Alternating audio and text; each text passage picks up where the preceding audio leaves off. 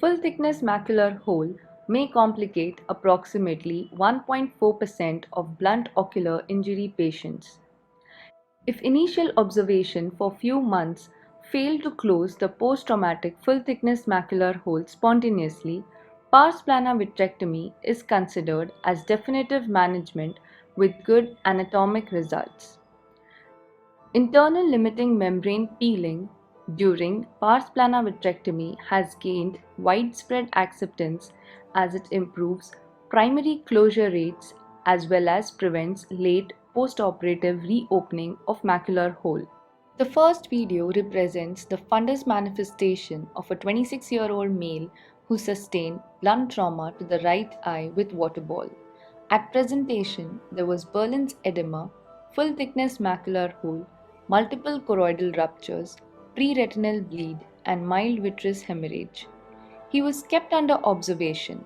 However, the full thickness macular hole persisted at 3 months follow-up.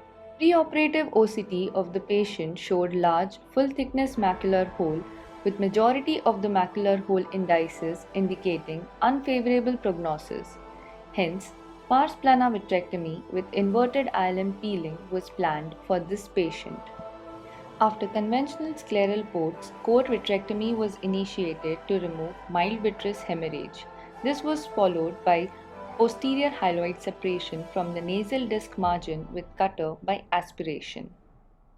Staining of ILM with BBG dye eases the procedure by contrast enhancement and selectively staining the ILM. ILM peeling was initiated with a gentle pinch at the inferior macula, approximately 1000 microns from the foveal center close to a retinal vein. Once an outer edge was created, peeling was progressed by holding the edge of ILM circumferentially as done during capsulorhexis. ILM may be released and regrasped by ILM forceps multiple times during the procedure, maintaining comfortable hand positions, which enable proper maneuvering. Precise hand control and proper functioning of ILM forceps are critical to avoid any underlying retinal tissue damage during pinch and regrasp.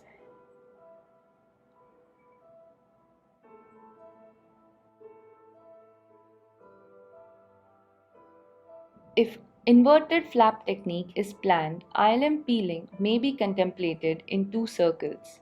The frills of peeled ILM in inner circle were preserved without removing completely as shown in the video. Subsequently, ILM peeling in the outer circle were extended 360 degrees.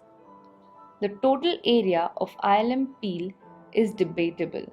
However, it is general consensus to peel approximately 2 disc diameter around macular hole or up to vascular arcades. The ILM flaps of inner circle were gently tucked within macular hole, taking care not to press hard or damage the underlying RPE. This was followed by fluid air exchange and gas tamponade. This is the pre and post-operative comparative fundus photograph and OCT images showing type 1 macular hole closure U-type.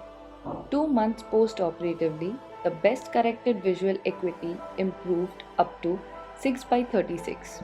Another 36-year-old male presented with elite history of blunt trauma to the right eye 1 year back, and he was managed conservatively elsewhere. OCT showed large full-thickness macular hole with base diameter more than 1000 microns and all macular hole indices indicating poor prognosis. He was planned for pars plana vitrectomy and inverted ILM peeling and gas tamponade.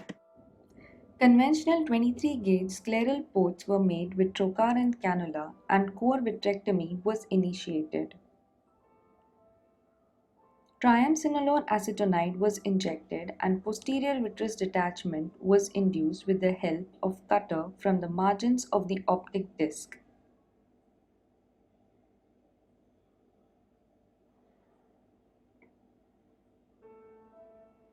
BBG dye was injected. Dye concentration and contact time should be minimized to reduce retinal toxicity. ILM peeling was initiated in the inferior macula with pinch and peel technique by ILM forceps. A variety of other instruments such as picks, MVR blade, diamond dusted membrane scraper, and finesse flex loop can also be used to initiate the pinch. Extra caution is required to create the ILM flaps. Here, sequential multiple petaloid ILM flaps were created initially with intact hinge towards the foveal side by regrasping and peeling. Even if one of the petals get detached from the hinge accidentally, other intact petals can still be used to tuck or cover the hole. Larger area of ILM peeling was subsequently performed arcade to arcade surrounding these inner intact ILM flaps.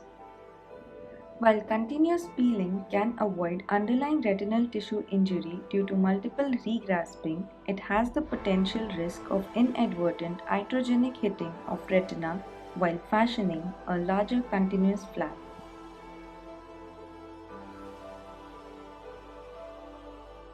The trim flaps were gently tucked within the hole thereafter.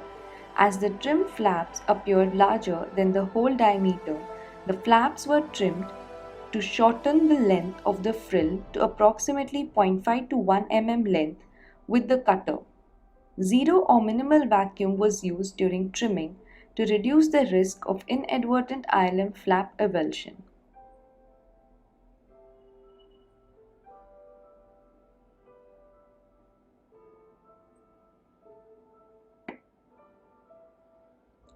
Surgery was completed following fluid air exchange and gas tamponade.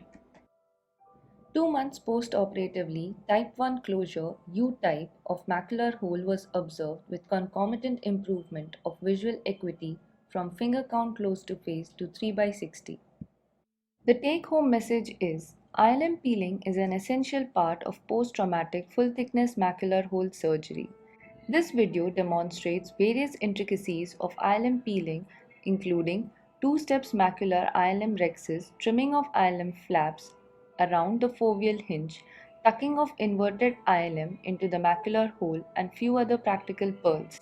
These techniques are expected to ease the procedure of ILM peeling with minimal collateral retinal damage and are also likely to enhance anatomical closure.